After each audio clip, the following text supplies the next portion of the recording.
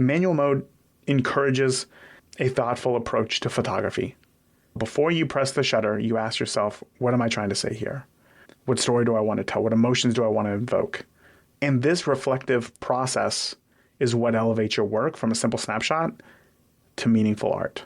So don't be afraid to experiment. Hey, welcome to the Beginner Photography Podcast. I'm your host, Raymond Hatfield, and today, we are starting a new monthly series designed to help you realize your creative vision in photography. And today, we're starting with understanding manual mode. Really excited for this. But first, the Beginner Photography Podcast is brought to you by CloudSpot. So I want to give them a huge thank you for not only supporting the show, but also for all the support that they give to us photographers. CloudSpot is not just a beautiful way to send and deliver photos to family or clients, but also with the introduction of CloudSpot Studio last year, CloudSpot really is the best way to grow or even start your photography business. With it, you can send invoices, questionnaires, contracts, emails. You can get everything organized and get paid for your work. And the best part is that you can sign up for free over at deliverphotos.com and only upgrade when your growing business is ready to do so. So grab your free forever plan today over at deliverphotos.com to sign up. And again, thanks to CloudSpot for all of their support. Now, I have a quick question for you. Have you ever wondered what it is that transforms a good photo into a great photo? It's not just the scene that is being captured, right? Because I think that Yosemite is one of the most beautiful places in the world.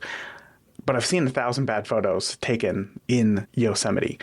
What it comes down to is the story that's being told and the emotions that are evoked when viewing that photo. You've heard me say before, if you've been listening to the podcast, that moment matters most. And that is absolutely true. And it's this transformation.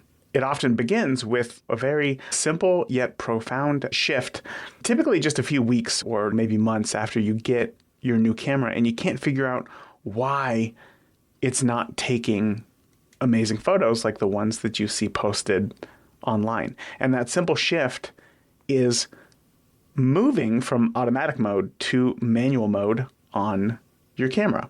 So today we are going to explore the magic of manual mode, not only simply as a function of your camera, but how it is a gateway to true photographic artistry. So think of it like this. Manual mode is a key to unlocking your camera's full potential. Kind of in the same way that if you think of a painter is going to meticulously choose the brushes that they use, the paints that they use, the colors that they use, the canvas that they use to bring their vision to life. And for new photographers, understanding your tool, the camera, is that first step towards mastering the art of photography. Because it's really about learning the language of your camera so that you are then able to tell your stories more eloquently and express emotions more deeply. And that's what it is that you want to do with your camera, right? You want to communicate how you see the world with the rest of the world. And the camera is the tool that you want to do that with. So today we're going to explore why you have to relinquish this crutch of shooting in auto and how it is essential to develop your unique photographic voice.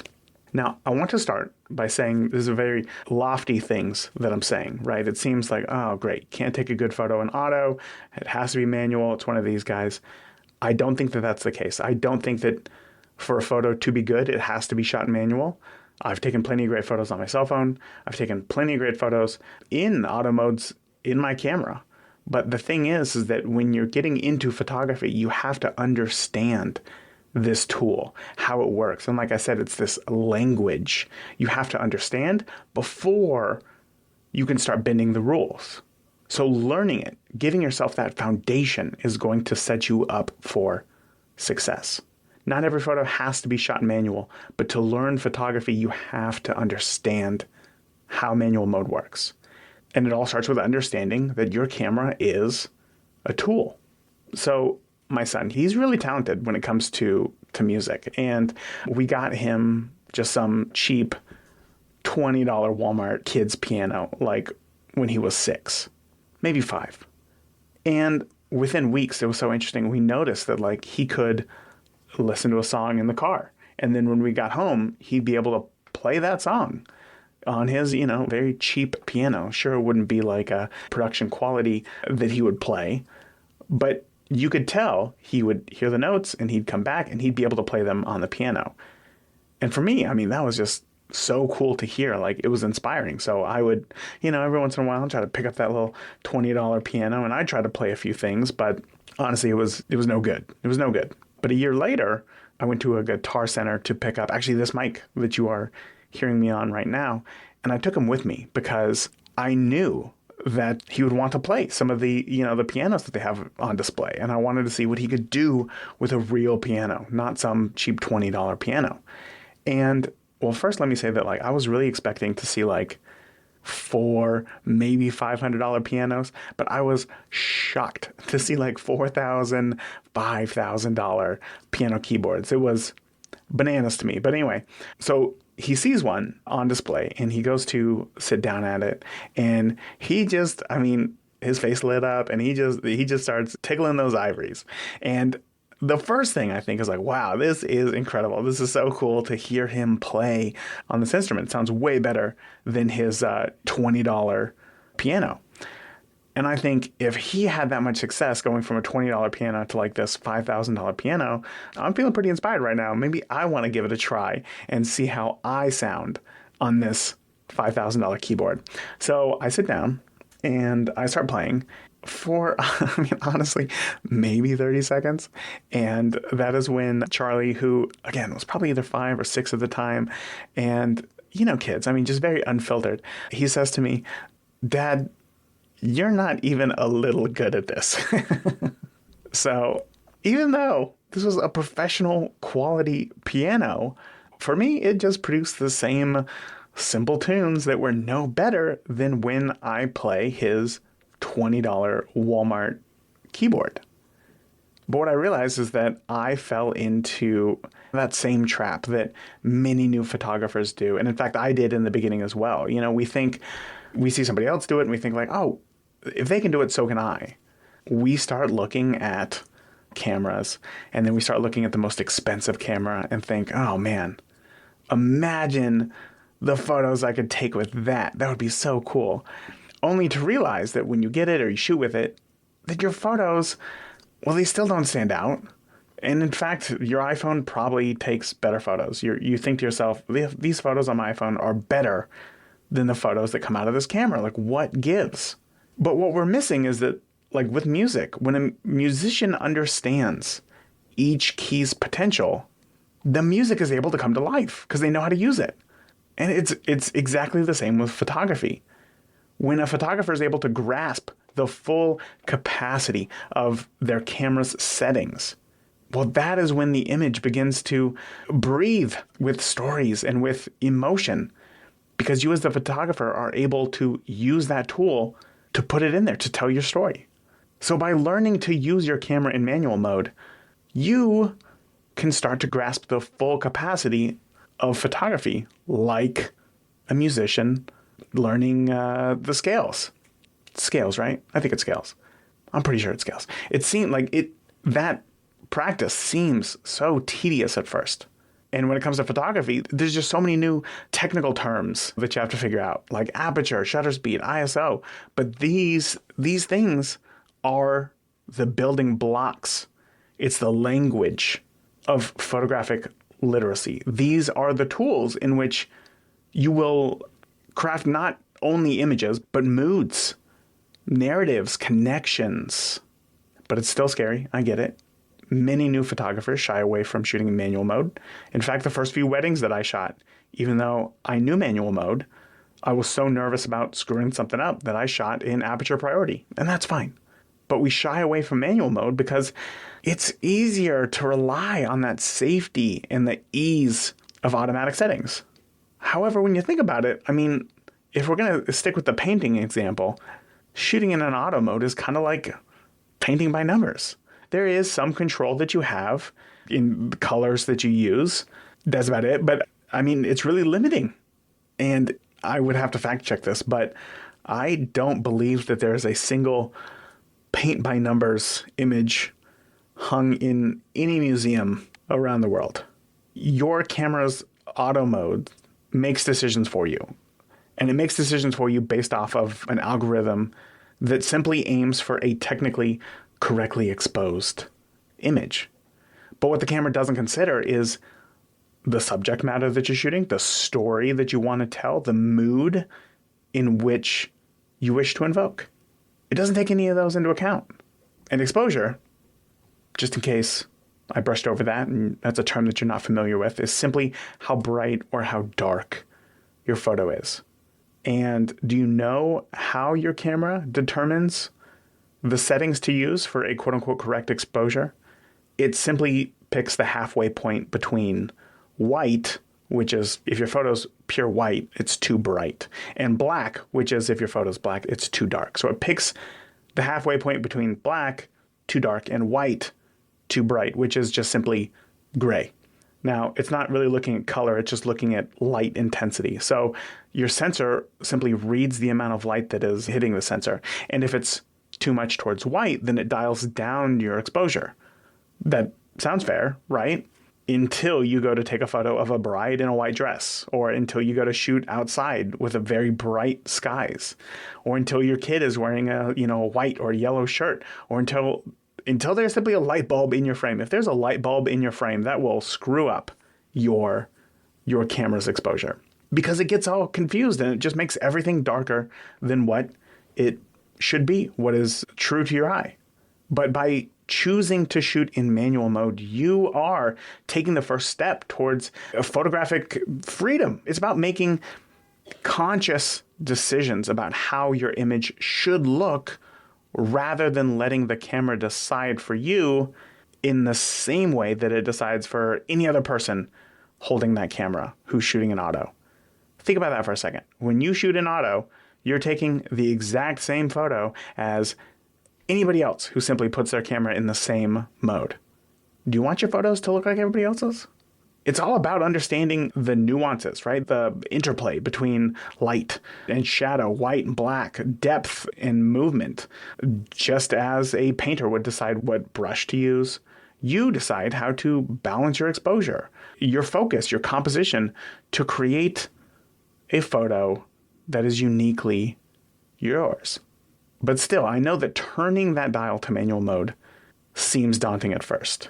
It is, but try to remember every master was once a beginner. And as you learn the language of your camera, you will start to see the world different. It's really interesting. It's not just the scenes to capture, but it's the stories that you want to tell. It's the emotions that you want to explore. It's the moments that you want to capture. You'll be able to see that. You'll be able to yourself go through the world and see these things differently because you understand the language of light and the language of your camera. So why do we find shooting in manual mode so daunting? And I think the answer is that because in manual mode, we are in full control of the camera. So therefore, if a photo doesn't turn out well, we're kind of 100% to blame for that, right? Because we told the camera exactly what to do. But on top of that, there's a lot of buttons and there's a lot of settings on your camera, right? Well, for a moment, I don't want you to worry about all of them because when shooting a manual, there's only 3 settings that you need to learn how to control to understand manual mode, right? When we think about a camera, what is a camera? A camera does one thing. A camera does one thing. It simply allows light into a light-proof box. That's all that it does. That's all that a camera is. Every photo that you've ever seen was a light-proof box that allowed a little bit of light into it. And it's with only 3 settings that you, as a photographer, control the light, allowing you to tell a story, right?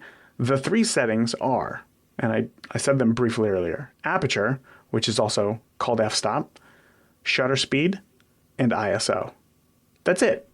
All three settings do the same thing. They control light. They just do it in a different way.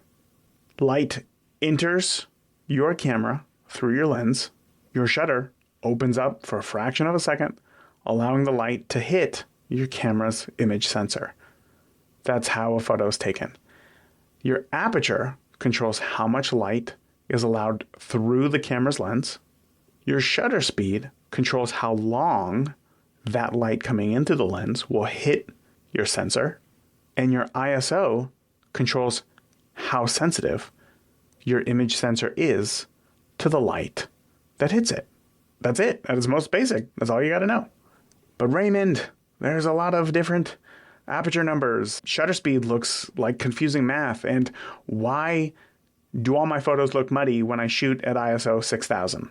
Okay, yes, there is more to it. Sure, of course. But understanding the most basic version is helpful to understand where and how to grow. But Raymond, if aperture, shutter speed, and ISO all do the same job of controlling light, why isn't there just one setting for either more light or less light? And that's a good question. I get it. But sometimes you want to freeze a hummingbird in flight or capture a waterfall so that the water looks as smooth as glass. Sometimes you want to shoot in the bright afternoon, and sometimes you show up to a wedding in a dark reception hall. Sometimes you want to take a photo of a person where just their eyes are in focus and the entire background is beautifully blurry. And sometimes you want to take a photo of a gorgeous mountain range where everything is in focus to allow your eye to explore the scene. Aperture, shutter speed, and ISO all have secondary effects when controlling the light. And this is the magic. These secondary effects are what allow us to tell a visually creative story. Because learning photography can require a visual element to fully understand some of the elements, I created a free download for you to grab called Picture Perfect Camera Settings, where I share with you images from 10 popular types of photography, from photographing that mountain range to photographing your fast-moving kids, where I share some of the photos from weddings that I've shot, and more, along with the real aperture, shutter speed, and ISO camera settings for each of those images so that you can see how each setting affects an image. And I also give an explanation to what is the most important of the three settings to focus on when shooting that type of image so that you can start to understand how they all work together. So if that's something that you're interested in, you can grab your free copy over at perfectcamerasettings.com. But at its heart, photography it's not merely about capturing what you see.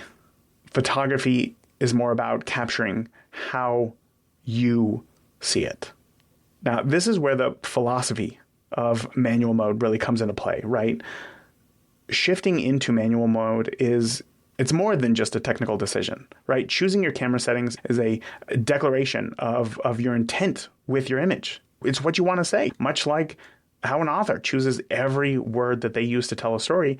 As a photographer, your settings imprint your vision into this canvas of reality. Man, that sounded really good. Look, I like to cook.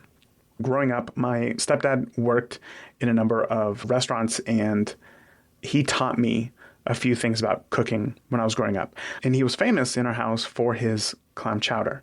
In fact, he ruined me from ever eating clam chowder from any restaurant because it all tastes like either water or like glue. It's terrible. His is the best. I'm going to die on that sword. But as I would watch him cook, I'd watch him, add in a dash of this, a pinch of that. And he wasn't really like measuring anything. But then when he would dish out the bowl, it would always taste delicious. But he would always top his with a dash or two of hot sauce. And I remember asking once, why not just put the hot sauce in while it cooks? And he said that the hot sauce, it helps to balance this heavy soup by surprising you with a little brightness from the acidity to balance out the heaviness of the soup. And to that, I said, Dad, I'm 5. I don't understand what any of those words mean. But years later, I get it. I get it now. He didn't just follow recipes because he understood the essence of each ingredient and how they work together to create a dish that is well balanced and delights the senses. Similarly, in manual mode, you learn to appreciate the nuances of light, shadow, depth, motion, and you blend them to create an image that resonates with your artistic vision. In auto mode, again, the camera makes the decisions for you, and it often prioritizes exposure correctness, if that's a word, over your artistic expression. But art is not always about correctness. We're going to keep going with this. Art is about emotion. It's about perspective. And sometimes it's intentional imperfections. I personally love using too slow of a shutter speed when photographing my kids to make them appear to be moving as fast as it feels like they move around us, to really highlight that energy that they have. When they're just blurred across the frame, it's like, holy cow, these kids are quick. But I do that through my camera settings. When you control the settings of your camera yourself, you get to decide what aspect of the scene to highlight and how to convey the mood of that moment. The beauty of understanding manual mode is in its ability to directly translate your feelings and your thoughts into this visual form that you can share with others. A change in your aperture can turn a busy background into a soft, dreamy canvas, focusing all of your attention on the subject. When you change your shutter speed, you can freeze that fleeting moment in time, or, like I do, capture the blur of motion. And here's what you need to know. Every photo ever taken, let me say that again, just to make sure that you're listening. Every photo ever taken, film, digital, wet plate, obscura, honestly, even video, all the way back to 1826, the first photo recorded, 1826, they all, every single one, use these exact three settings: aperture, ISO, shutter speed. We need to control how much light comes in the lens. We need to control how long the light hits the sensor or the film or the wet plate emulsion. And we need to control how sensitive our sensor medium is to the light that's coming in. And every photo in the future will use these exact same three settings. And when you think about it like that, like, it's only three settings. Embracing manual mode is, in essence, embracing the heart of photography. It's not just about seeing your world through a lens. It's about interpreting and reshaping the world according to your vision, how you see the world. It's a journey from being a passive observer to an active creator, a transition from capturing images, which anybody can do, to creating art. Embracing manual mode is like learning how to drive. Initially, you might have had a few rough stops, few rough starts, jump off the line, slam on the brakes. Maybe you take a turn too wide and you can't make it into that parking spot at Target. That really happened to me. But with practice, you begin to move with confidence and grace, to the point to where today, even though you shouldn't, you've probably checked your phone while driving. As in, you're so comfortable while driving, you're able to do something else. Again, don't check your phone while driving. It's very dangerous. But the journey into manual photography is similar, because it's all about developing that rhythm with your camera, understanding those nuances. If you were to tell yourself to drive in a straight line, you wouldn't just hold the wheel straight. You kind of have to make those micro adjustments. Those are those nuances. And then you use them to express your creative vision. Now, many new photographers, again, view manual mode as this mountain that is very steep to climb, that is tangled in this web of technical complexities. However, I think that perception changes when you realize as a photographer that manual mode it's not about complexity. It's not about the numbers. It's not about the science. It's not about all that stuff. But it's about control. Because once you know what you can control, now you're able to have the freedom to make those choices that align, again, with your artistic vision. Steve Jobs was famous for always wearing the same black turtleneck and blue jeans. And when asked, why does he do that? He says, that's just one less thing that I have to think about, which allows me to have control over other parts of my life. It's an interesting choice. But I get it though. Having that control, or in his case, removing that control, allowed him to think and have that freedom to think about other things that were more important. Let's imagine for a second that you are painting a landscape image. In auto mode, the colors, the brush, the canvas that you're shooting on, it's all predetermined. It's all figured out. It again turns into a paint by numbers. But in manual mode, it's you who get to choose the palette, the brush, the colors that you use, the saturation, the type of paint that you use. Is it watercolor? Is it oil? These are the things that bring that landscape to life as you see it, not just as it's quote unquote supposed to be seen, but how you see it. A paint by numbers is already set up. It's how it's supposed to be seen. This is the essence of empowerment in photography. Manual mode gives you the ability to portray the world not just as it appears, but how you interpret it, how you feel it. That's pretty cool.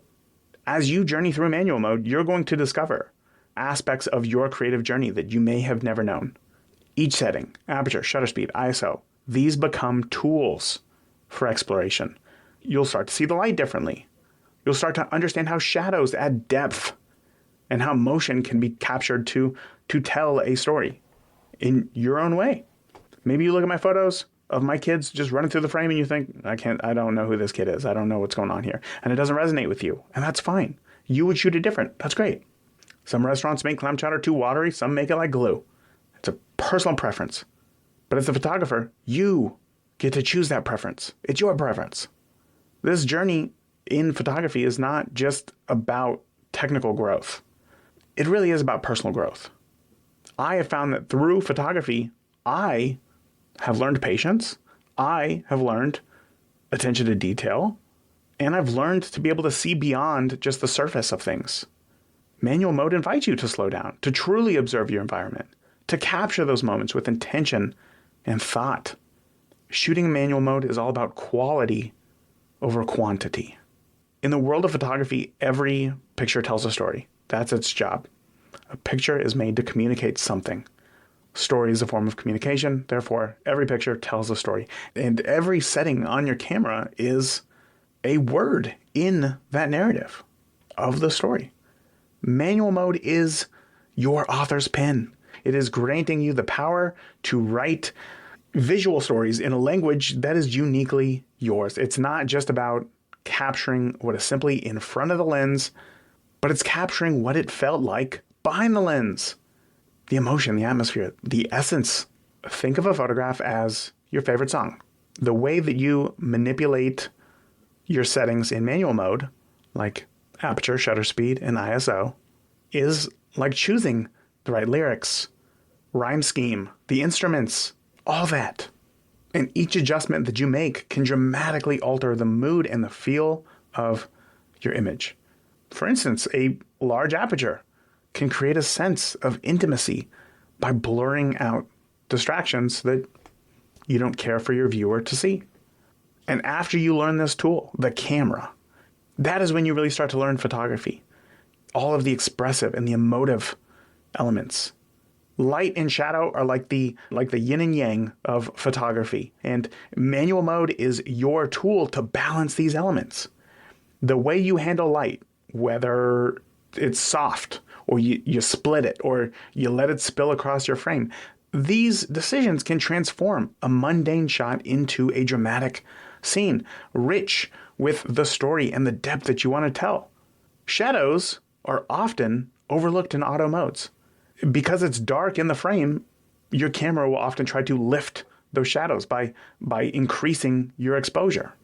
But it's those shadows that add a layer of mystery or nostalgia to your compositions. Manual mode compels you to be more intentional about your compositions. Composition is how you frame your photo. And it does this because it encourages you to pause. You have to pause for a moment to select your aperture, shutter speed, and ISO. And when you do that, you have to pause to consider, well, now what's in my frame here? How am I going to present it? This being deliberate leads you to make a more mindful approach to photography where each element is carefully considered, for its contribution to the overall story that you're trying to tell. I can't tell you how many times when I first transitioned from film school to shooting photography, and I was shooting on a film camera, how many times I would set my settings, and when it came time to press the shutter button, I would look all around the frame and ask, okay, is there anything distracting? What's going on here? Because I knew that I had a limited number of photos. I knew that I just set up this shot. I want it to be the best that it can be. It wasn't just, I see that, hold up my camera, press the button, camera picks all the settings, it does everything, it just captures what's in front of me. It really is about figuring out what element is going to help the overall story, or what element in this frame is actually taking away from the story that I'm trying to tell. One of the most, I think, profound aspects of shooting in manual mode is the connection that it fosters between you and your subject. Whether you are trying to photograph a landscape, a cityscape, or a person, a dog, kid, tree, car, manual mode, it demands just a deeper engagement with what you're shooting in a visual sense. Right? You don't have to be best friends with this thing. You can't be best friends with a mountain or whatever. But it does require you to look and say to yourself, what is it that I'm trying to say? Do I need this in there? If I step over here, can I make a more powerful photo? And it's that understanding of your subject that allows you to translate it into that visual format. Now that we have explored the philosophical and emotional depths of shooting manual mode, I think let's discuss for a minute how you can integrate it into your photography practice. Because I think if you're still listening, you understand the power of manual mode. You understand the importance of it. It's this final step, bridging the gap between, okay, understanding manual mode is important, but actually using it to create images that align with your unique vision.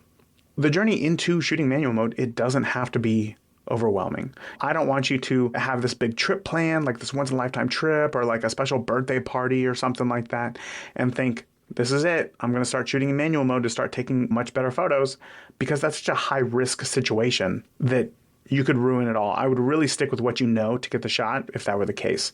And if that's an auto mode, that's fine, because it's best to learn manual mode in a low-pressure environment like home. Start with just one setting at a time. One exercise that I've given to listeners, which I know that they have found helpful because they've told me, is just starting with experimenting with different apertures to see how they affect your depth of field. Set your camera up on a tripod. Set your aperture to its largest number, say 3.5, and then change it to f4, and then change it to f5.6, and then change it to f8, and then f11, and then f16, and then f22, and take photos all along the way. And then when you look at the photos on your computer, you'll be able to see how your depth of field has changed, how everything in focus is different for each aperture that you use. And then, well, first, it's not about like picking which one is your favorite, because they're all like, which color is your favorite? Oh, it's blue? You wouldn't just want to see the whole world in blue. All different colors work in different situations. You just got to find out what those are. You just want to learn how to use the tool at this point. So then after that, then you move on to shutter speed. Do it while you're moving your camera, or you have somebody walk in front of your camera, walking past your camera. It's just so that you can try to understand the motion in your images. And lastly, ISO. Keep changing your ISO. From 100, take a photo. 200, take a photo. 400, take a photo. 800, 1600, 3200, 6400. Take a photo at every step in the same light in your house. And just see how it affects, or see how to best blend image quality with light sensitivity. And gradually, you're going to start to build that confidence and proficiency in this tool that you have in your hand. Manual mode encourages a thoughtful approach to photography. Before you press the shutter, you ask yourself, what am I trying to say here? What story do I want to tell? What emotions do I want to invoke? And this reflective process is what elevates your work from a simple snapshot to meaningful art. So don't be afraid to experiment. Really try unconventional settings. I mean, push the boundaries of what you think is possible. Because sometimes, the most memorable images come from breaking the rules. But to break the rules, you have to know what the rules are first. But you also have to remember that every mistake is a learning opportunity to guide you closer to understanding this tool, to mastering this craft of photography. And mastering manual mode is a lifelong journey. There's always going to be new techniques to learn, new challenges to overcome, new stories to tell.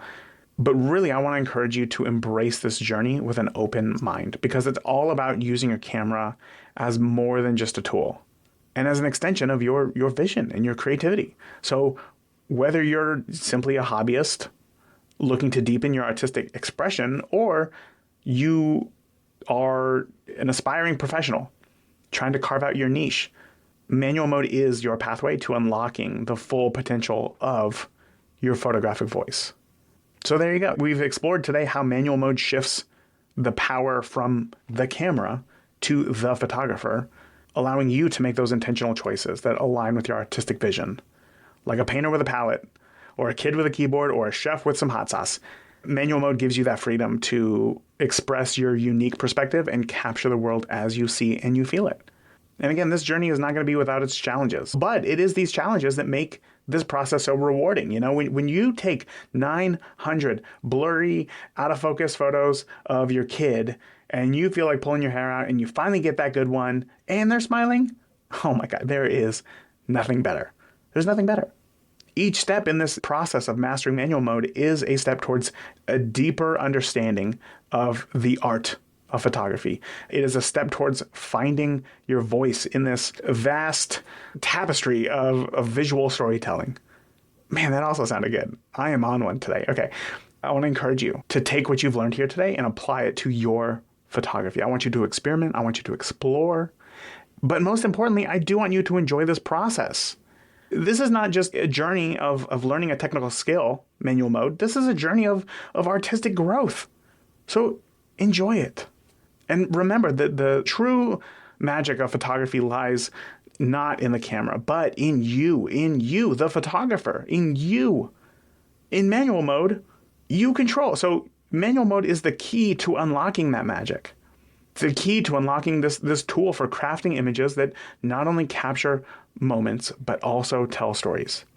So give it a shot, won't you?